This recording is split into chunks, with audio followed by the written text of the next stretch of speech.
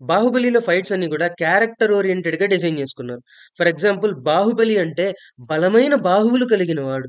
ఆ బాహువులెంత బలంగా ఉంటాయంటే ఒట్టి చేతులతో పెద్ద శివలింగాన్ని పెకలించి మొయ్యగలవు. 100 అడుగుల బంగారపు విగ్రహం బరువుని ఆపగలవు. ఒక చెట్టుని మొదలుతో సహా పెకిలించగలవు. రాతి విగ్రహాన్ని గూడా మోచేతితో పగలగొట్టగలవు.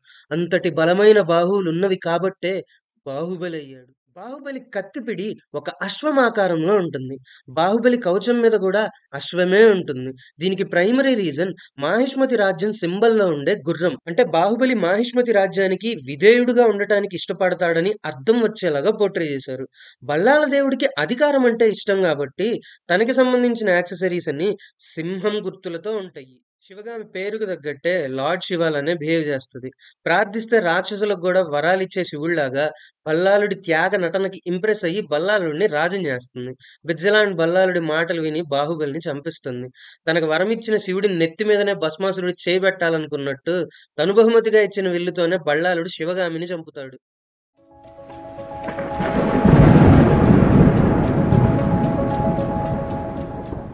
'బాహుబలి' గురించి, దాని రికార్డుల గురించి నేను కొత్తగా చెప్పేదేముంది? తెలుగు సినిమాకి ఇంటర్నేషనల్ రికగ్నైజేషన్ తెచ్చిందని, తెలుగు ప్రైడ్ అని చెప్పాలా నేను స్పెసిఫిక్‌గా? కానీ ఒక్క మాట చెప్పగలను. తెలుగు సినిమానే కాదు, ఎంటైర్ ఇండియన్ సినిమానే కొన్ని వందల మెట్లెక్కించి పైకి తీసుకెళ్ళిందని చెప్పగలను. కంటెంట్ వైస్ ఇదొక రెగ్యులర్ మైక్రో డీటెయిల్స్ వీడియో అవ్వచ్చు గానీ, ఒక అద్భుతం వెనక దాగున్న కష్టాన్ని మీకు చెప్పాలి అని అనుకునే ప్రయత్నం ఇది. చూడండి. వీడియో చివరిదాకా చూడండి. వీడు సోది చెప్పాడురా అనుకుంటే వదిలేసేయండి. బట్ వీడు ఎంత ప్రాణం పెట్టి వీడియో చేశాడురా అని మీకనిపిస్తే మాత్రం తప్పకుండా ఈ వీడియోని లైక్ జేసి, షేర్ జేయండి.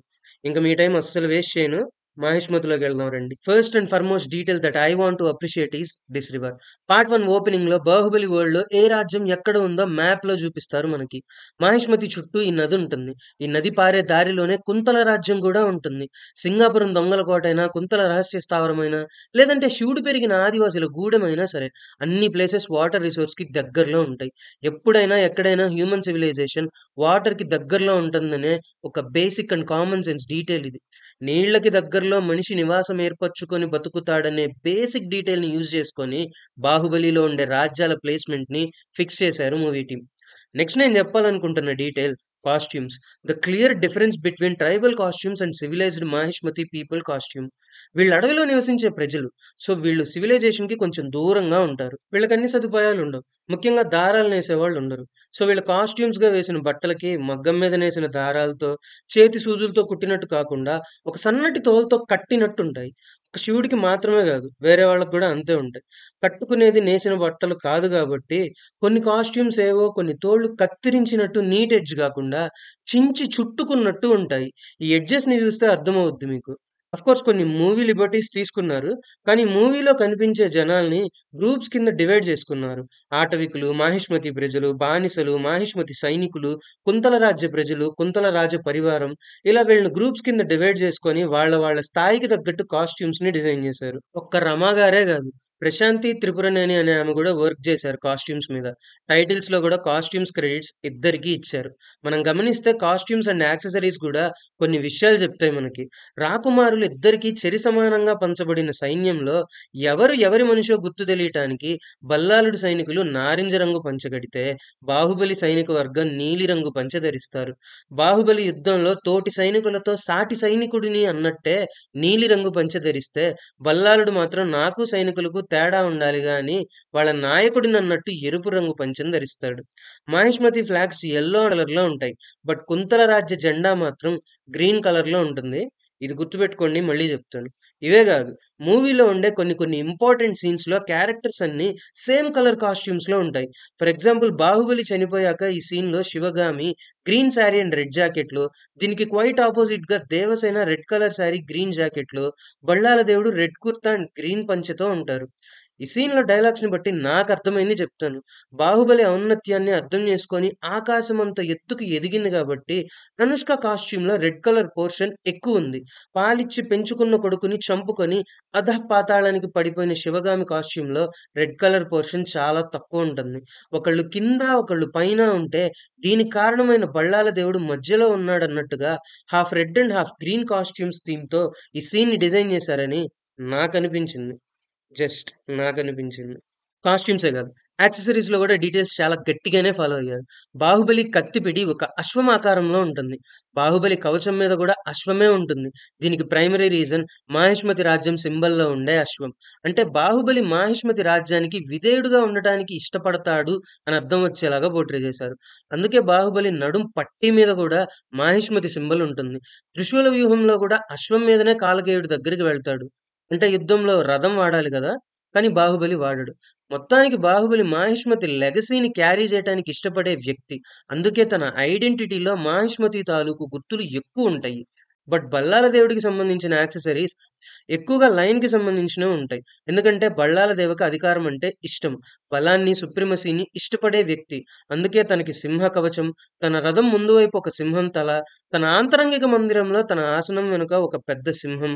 'బాహుబలి' లాగానే 'బల్లాల దేవ' నడుం పట్టీలో సింహం ఉంటుంది. బళ్ళాకి కొంచెం గోల్డ్ అంటే పిచ్చి. తన కాస్ట్యూమ్స్‌లో గోల్డ్ గ్లిట్టర్స్ ఎక్కువుండేలాగా జూసుకున్నారు. అండ్ తన విగ్రహం గూడా బంగారందై ఉండాలని కోరుకుంటాడు. కట్టప్ప మెడలో ఉండే కంటె గూడా మాహిష్మతి ఘాటికి కట్టేసిన బానిసలాగా పెట్టారని నేననుకుంటున్నాను. ఇలానే కాలకేయులు పేరులో కాలకి హిందీలో నలుపనర్థం. బట్ మన వరకు అయితే కాలుడంటే యముడు. కనికరం లేకుండా యముడిలాగా ప్రాణాలు తీసేవాళ్ళు గాబట్టి వాళ్ళ కాస్ట్యూమ్స్ అండ్ అపియరెన్స్ అంతా బ్లాక్ కలర్‌లో డిజైన్ జేశారు. కాలకేయ నేమ్‌కి అర్థం ఏంటో, డీటెయిల్స్ ఏంటో చెప్పానుగా. మరి ఇలానే మిగతా నేమ్స్ అండ్ డీటెయిల్స్ గూడా జెప్తాను. క్యారెక్టర్ నేమ్స్ ఆ క్యారెక్టర్ నేచర్‌కి తగ్గట్టు పెట్టారు.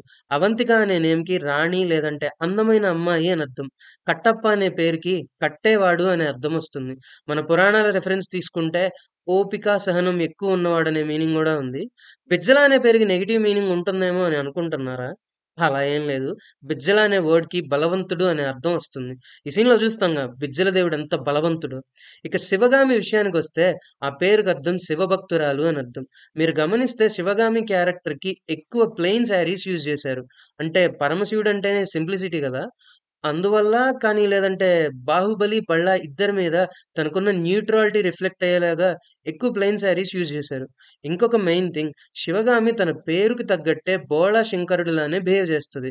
ప్రార్థిస్తే రాక్షసులకు గూడా వరాలిచ్చే శివుడిలాగా బల్లాలుడి త్యాగ నటనకి ఇంప్రెస్ అయ్యి బల్లాలుడిని రాజుని చేస్తుంది. బిజ్జలాంటి బల్లాలుడి మాటలు విని బాహుబలిని చంపిస్తుంది. తనకి వరమిచ్చిన శివుడి నెత్తి మీదనే భస్మాసురుడు చేయి పెట్టాలనుకున్నట్టు తను బహుమతిగా ఇచ్చిన విల్లుతోనే బల్లాలుడు శివగామిని చంపుతాడు. అఫ్‌కోర్స్ ఆ విల్లు, ఈ విల్లు 2 సెపరేట్ అనుకోండి. బట్ జస్ట్ కోయిన్సిడెన్స్ అని చెప్తున్నానంతే. దేవసేన అంటే దేవతల సైన్యం అని అర్థం. పేరుకు తగ్గట్టే దేవసేన గూడా ఎప్పుడూ యుద్ధ కళలు నేర్చుకోవాలి అని అనుకుంటుందే తప్ప, మామూలు ఆడపిల్లలాగా బంగారం, పట్టు చీరల మీద వ్యామోహం పెంచుకోదు. ఇంక బళ్ళాల దేవ అనే పేరుకర్థం గదలకి రాజు అని. 2 పార్ట్స్ మొత్తం మీద బళ్ళాలుడు కత్తి పట్టుకునే సీన్స్ చాలా తక్కువుంటాయి. తక్కువ అంటే లిటరల్‌గా 1, 2 ఉంటాయి క్లైమాక్స్‌లో. తన పేరుకి, నేచర్‌కి తగ్గట్టు బళ్ళా ఎప్పుడూ ఈ గదా దండాన్నే వాడుతాడు. ఇక ముఖ్యమైన మన బలి విషయానికొస్తే బాహుబలి. అంటే బలమైన బాహువులు కలవాడు. ఆ బాహువులెంత బలమైనవంటే ఒట్టి చేతులతో పెద్ద శివలింగాన్ని పెకలించి మొయ్యగలవు. భారీ కొండరాయిని కదిలించగలవు. 100 అడుగుల బంగారపు విగ్రహం బరువుని ఆపగలవు. ఇనప గొలుసును దారంలాగా తెంపగలవు. 10 మంది లాగితే గాని కదలని రథాన్ని ఒట్టి చేతులతో లాగ్గలవు. భారీ దొంగని సునాయాసంగా నరకగలవు. ఒక సంచార రథాన్ని ఎత్తి విసిరేయగలవు. ఒక చెట్టుని మొదలుతో సహా అంతే పెకలించగలవు.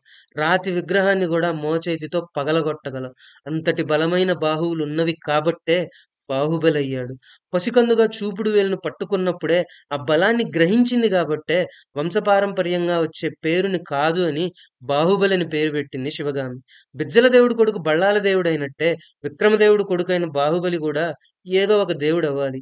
కానీ ఈ వేలు పట్టుకున్నప్పుడే ఆ బిడ్డ చేతుల్లోని బలాన్ని అర్థం చేసుకున్న శివగామి బాహుబలి అని పేరు పెట్టింది. ఈ సినిమాలో కనిపించే సీన్స్ అన్నీ గూడా క్యారెక్టర్ నేచర్‌కి తగ్గట్టే రాసుకున్నారు. అలానే చూపించారు మనకి. ఇంక చివరగా మాహిష్మతి అనే పేరుకి మీకు అర్థం తెలుసా? మీకు తెలియకపోతే ఇలాంటివి చెప్పడానికే గదా నేను ఈ ఛానెల్‌ని పెట్టింది. ఒకవేళ మీరు గనక మహిషం అంటే దున్నపోతు గాబట్టి, మాహిష్మతి అంటే దున్నపోతుల రాజ్యం అని అనుకుంటే గనక మీరు పప్పులో కాలేసినట్టే. పరమశివుడి మహేశ్వర అనే పేరు మీద నుంచి ఈ నదికి మహిషీ నది అని, రాజ్యానికి మాహిష్మతి అని పేరు పెట్టారు. మాహిష్మతి అనేది శైవత్వాన్ని ఆచరించే రాజ్యం. అందుకే కోట లోపల శివాలయం, దండకారణ్యంలో శివాలయం, పేర్లలో గూడా శివగామి, అమరేంద్ర అండ్ మహేంద్ర అని ఎక్కువ శివుడి పేర్లే కనపడతాయి. దానికి కారణం మాహిష్మతి శైవత్వాన్ని అనుసరించే రాజ్యం అవటమే. వీడియో మొదటి భాగం ముగించే ముందు మహారాజు అనే పదానికి అర్థం చెప్పేలాగా రాసుకున్న బాహుబలి గురించి కొంచెం మీతో మాట్లాడాలి. భాద్రపద అమావాస్య నాడు ఆకాశంలో చంద్రుడు లేనప్పుడు భూమి మీదకొచ్చాడు. అందరికీ వెన్నెలలాంటి ప్రేమ పంచే ఒక చంద్రుడు. అందుకే చంద్రాకార తిలకం ధరిస్తూ అమరేంద్ర బాహుబలి అని పేరులో పరమశివుణ్ణి ఇముడ్చుకున్నా సరే, ఎక్కడో ఒక మూలన తనలో శ్రీరాముని గుణాలను నింపుకున్నాడు. నా రాముడు పితృవాక్య పరిపాలకుడు. నా రాముడు తండ్రి మాట విని రాజ్యాన్ని విడిచి అడవులకెళ్ళాడు. నా రాముడు అర్హతలుండి అధికారానికి దూరంగా ఉన్నాడు. నా రాముడు జంతువుల మీద కూడా భూతదయ కలిగున్నాడు. నా రాముడు పిల్లల్లో పిల్లోడిలా కలిసిపోయాడు. నా రాముడు శత్రువులకి సింహ స్వప్నమయ్యాడు. రాముడు లాంటి కొడుకు, రాముడు లాంటి అన్న, రాముడు లాంటి మిత్రుడు, రాముడు లాంటి వీరుడు, రాముడు లాంటి భర్త, రాముడు లాంటి తండ్రి, రాముడు లాంటి రాజు మరొకరు లేరయ్యా. ఒక మనిషి తన జీవిత కాలంలో పసివాడిగా, పిల్లోడిగా, యువకుడిగా, నడి వయస్కుడిగా జీవించాల్సిన అన్ని దశల్లో తను ఏర్పరుచుకునే అన్ని బంధాలతో ప్రేమగా అత్యుత్తమ జీవితాన్ని బతికాడు. ఇంత ప్రేమగా ఉండి ఏం సాధించాడు? భాద్రపద అమావాస్య అనే మహాలయపక్ష తిథిలో పుట్టినందుకో ఏమో కన్న తల్లి తండ్రి మొహాన్నైనా చూడలేదు. అన్నా పెదనాన్నల ప్రేమకి దూరమయ్యాడు. అర్హతలుండి అధికారాన్ని పొందలేకపోయాడు. రాజ్య బహిష్కరణకు గురయ్యాడు. జీవిత భాగస్వామి ప్రేమని ఎక్కువ కాలం పొందలేకపోయాడు. కన్న బిడ్డ మొహాన్నైనా చూసుకోలేకపోయాడు. అమితంగా అందరికంటే ఎక్కువ ప్రేమించిన తల్లి తన మరణాన్ని కోరుకుంది. పెంచి పెద్ద చేస్తూ యుద్ధ విద్యలు నేర్పించిన మామనే తన ప్రాణం తీసేశాడు. బాహుబలి భాద్రపద అమావాస్య నాడే పుట్టాడని నీకెలా తెలుసు భయ్యా అంటారా? కట్టప్ప మామనే చెప్తాడు, వినండి. ఆ రోజు భాద్రపద అమావాస్య. మహారాణి ప్రసవ వేదనలో ఉంది. మూవీ టీం ప్రతి క్యారెక్టర్‌కి జన్మదిన రాశిఫల వివరాలు గూడా రాసుకున్నారు గానీ, అవి మనకి చూపించలేదు అని ఒక ఇంటర్వ్యూలో రాజమౌళి గారు చెప్పారు. మన వీడియో సంగతికొస్తే, అంతా చెప్పేశావుగా భయ్యా! సెకండ్ పార్ట్‌లో ఏం చెప్తావు అంటారా? శివుడికి ఈ తాటి చెట్ల నుంచే ఉపాయం ఎలా వచ్చింది? అసలు బాహుబలి చనిపోయాక బాహుబలి మృతదేహం ఏమయ్యుంటుంది? What happened to Baahubali dead body? And most important, Baahubali 3 కోసం ఒక 2 లీడ్స్‌ని వదిలారు. అవి ఏంటి అనేవి ఈ వీడియో రెండో భాగంలో చెప్తాను. ఇక మొదట్లో చెప్పినట్టు ఈ వీడియో చేయడానికి నేను ఎంత కష్టపడ్డాననేది మీకు అర్థమయ్యే ఉంటుందని అనుకుంటున్నా. అలా అర్థమైతే నాకేం మీరు మీ ఆస్తులు ఇవ్వాల్సిన అవసరం లేదు. జస్ట్ ఈ వీడియోని లైక్ చేయండి. ఇలాంటి వీడియోస్ మీరు చూడాలి అనుకునే 10 మందికి షేర్ చేయండి. నా కష్టాన్ని అభినందించాలన్నా, విమర్శించాలన్నా కామెంట్ బాక్స్‌ని వాడేసుకోండి విచ్చలవిడిగా. రెండో భాగంలో కలుసుకుందాం. అంతవరకు సెలవు.